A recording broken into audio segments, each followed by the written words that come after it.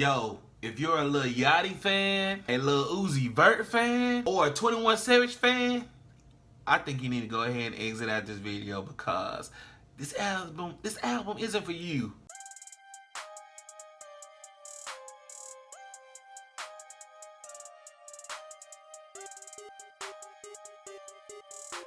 Yo, what up? It's your boy Black with Black TV, where we give you reviews and hip-hop news. And today I'm gonna be doing a review on Big Sean.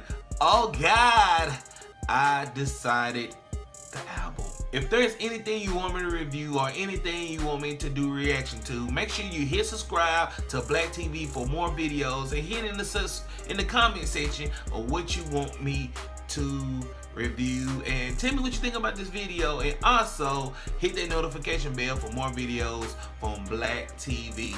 So let's get started. Big Sean, I Decided. This album is basically where he's talking from a perspective of his older self and actually reflecting on his younger self and telling him that he can do a lot better with his life, and telling him that basically you can change this and that about your life, and basically this is what this album is about. Personally, it took me a few times to actually catch what was going on about this album, but hey, I mean, I really wasn't expecting this kind of project from Big Sean.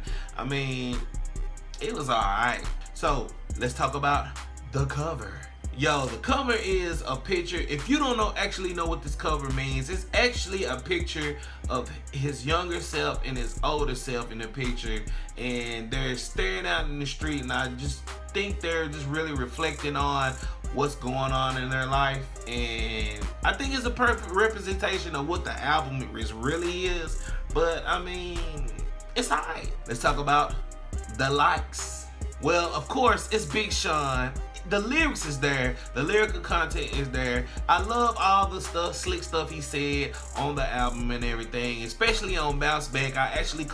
He actually said that he had to took an L one time and came back like 2-3 with the 4-5. I think I said that right. I thought that line was pretty actually dope. And then on the track No Favors, he features Eminem, and Eminem with his classic self goes in on this project, and I just love it. He referenced Donald Trump, fuck him, and all that, and this police brutality, and this is just a classic Eminem, and that was a really shining point of this album. I mean, and on the build up of this album, it's like, I like the build up and what he was trying to do on this album. And like, I just really think the arrangement really wasn't there, but I salute him for what he was trying to do, as far as like on some tracks at the end, he was talking as an old man, and his younger self will come in, and it just start telling himself you got to do better on certain situations, on depending on what song it was.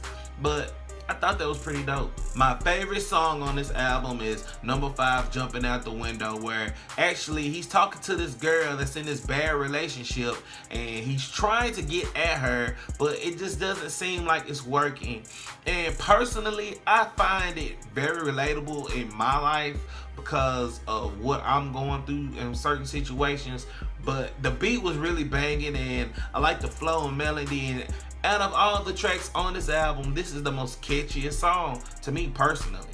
Let's talk about the dislikes. Well, even though he has a lot of lyrics and good content on this album, I don't think this project has any really major hits that he can push as far as singles or whatever. I mean, Bounce Back was cool, and you know, I mean, it's just Halfway on the Balcony is okay, but as far as Billboard chart topping hits, I don't see none on this project. And even though he's trying to tell a story through an old man perspective, I think the arrangement of that is bad. Like the average listener isn't gonna really know what's going on this album, but I mean, like hip hop heads like me gonna notice off the bat about what's going on, but I don't think the average listener is gonna know or really get a true understanding of what's going on this album. The album seems a little bit too preachy. I mean, like another friend of mine said that this album kind of similar to Drake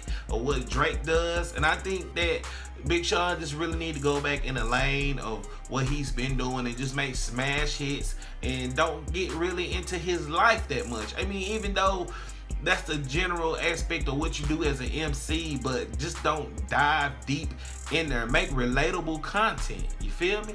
My least favorite song is number 5, "Oh Me," where it seems like he's talking about Ariana Grande.